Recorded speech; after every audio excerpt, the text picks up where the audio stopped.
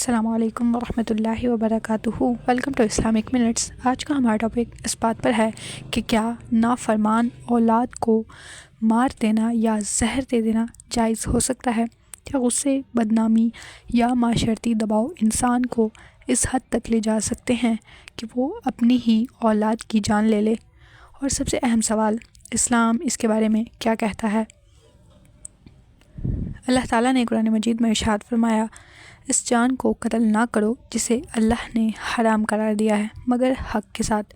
اللہ نے ہر انسانی جان کو حرام قرار دیا ہے، چاہے وہ نافرمان ہو، گناہ گار ہو یا غلط راستے پر ہو۔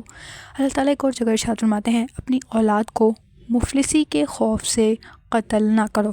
اگر غربت، فاقہ یا بدنامی کی وجہ سے قتل حرام ہے تو نافرمانی کی وجہ سے قتل کیسے جائز ہو سکتا ہے؟ اسلام میں قتل صرف تلوار یا گولی سے نہیں، زہر دینا بھی قتل ہی ہے، بلکہ چھپ کر، دھوکے سے اور بے رحمی کے ساتھ یہ عمل قتل عمد میں شمار ہوتا ہے۔ نافرمان اولاد کی اللہ کی طرف سے آزمائش ہو سکتی ہے، والدین کے صبر کا امتحان ہو سکتا ہے، لیکن اللہ تعالیٰ نے ارشاد فرمایا، ہم تمہیں بھلائی اور برائی سے آزماتے ہیں۔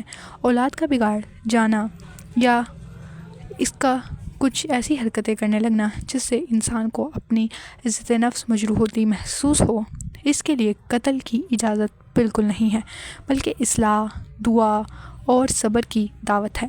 نافرمان اولاد بھی اللہ ہی کی امانت ہے۔ زہر دینا، قتل کرنا اور قتل کبیر ترین گناہ ہے۔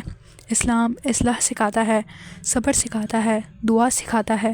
قتل یا زہر دینا کبھی بھی اسلام میں نہیں ہے۔